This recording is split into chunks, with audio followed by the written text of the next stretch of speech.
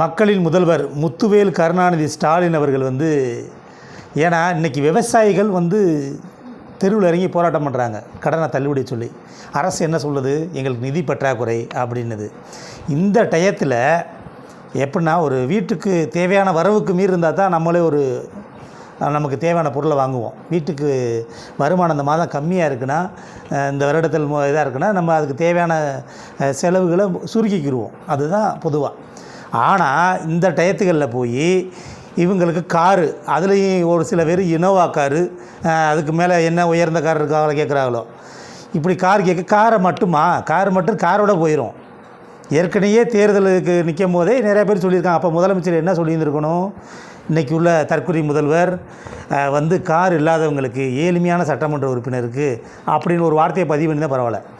அனைவருக்கும்னர் இன்றைக்கி எதிர்க்கட்சி தலைவர் அண்ணன் உதயநிதி ஸ்டாலின் அவர்கள் எங்களோட மக்களின் முதல்வர், முன்னாள் முதல்வர் எங்களுக்கு வாகனம் வேணாம் அப்படின்னு இருக்கார். ஏன்னா இன்றைக்கி நிதிச்சுமை இன்றைக்கி அரசுக்கு இது இல்லை. இன்றைக்கி விவசாயிகள் ஏற்கனவே தண்ணியை திறந்து விட முடியல, நிறைய இடங்கள் தண்ணி இல்லாமல் நிற்கிது.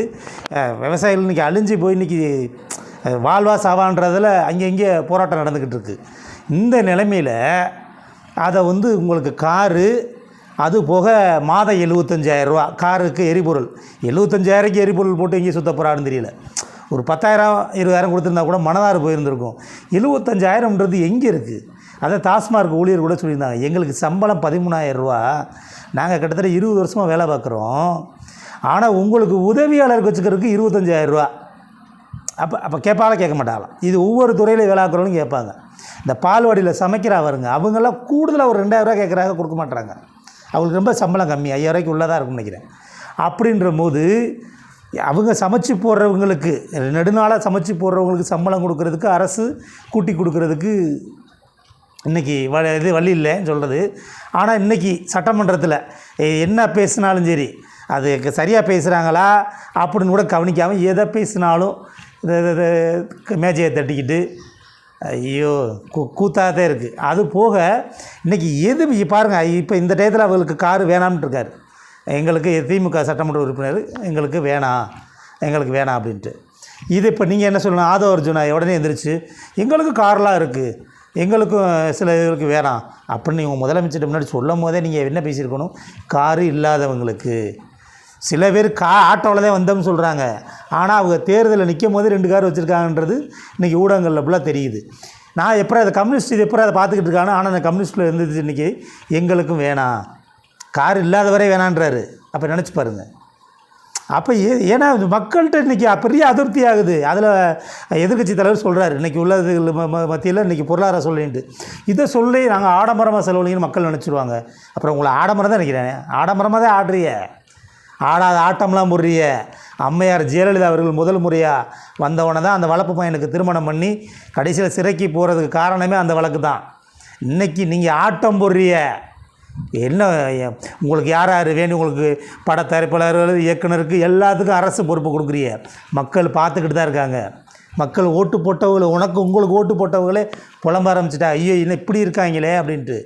எங்களுக்கு என்ன பயமாக இருக்குன்னா, இந்த 5 வருஷம் இந்த ஆட்சி இருந்துச்சுன்னா தமிழ்நாட்டின் நிதிநிலை எங்கே போய் நிற்கும்னு தெரியலையே.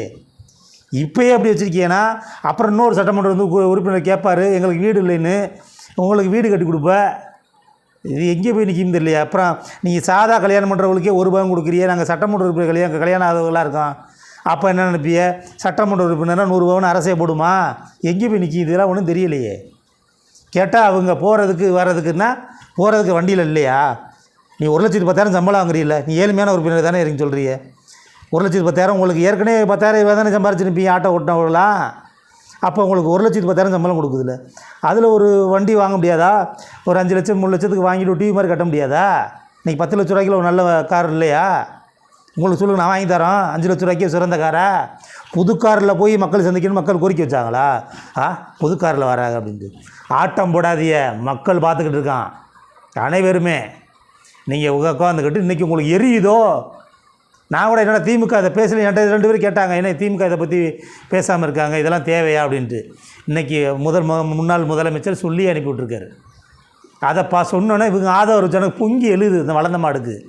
நீலாம் உனக்கு ஆள் வளர்ந்துருக்கியே தவிர மண்டையில் அறிவு இருக்கா களிமண் தான் இருக்கான்னு தெரியல. பேச வைக்கிறியே, எதுக்கு எடுத்தாலும் எதுனா என்ன பேசுகிறோம்ன்றத பக்குவத்தோடு பேசுங்க. முதலமைச்சர் அதுக்குள்ளே அவையில் இருக்காரா இல்லையா? அந்த பக்கம் ஏன்னா அவர் மூஞ்சியை பார்த்தா தூங்கிக்கிட்டே இருக்காரு, எப்படி அதனால் காமிக்கக்கூடாதுன்னு சொல்லிட்டாங்களோ இல்லையோ, எதுக்குமே ஆதோ அர்ஜுனா தான் எந்திரிச்சு பேசுவார். அப்போ அவர்தான் முதலமைச்சர்னு சொல்லிவிட்டு விஜய் வீட்டில் படுத்துக்கிற சொல்லுங்கள். போய் இங்கே வந்து உட்காந்துக்கிட்டு தூங்கி ஒழிஞ்சிக்கிட்டு எதுக்குமே பேச மாட்டார், வாய் திறக்க மாட்டாருன்னா இப்படி ஒரு மானங்கட்ட முதல்வர், இப்படி ஒரு தமிழ்நாட்டின் சாவக்கேடு.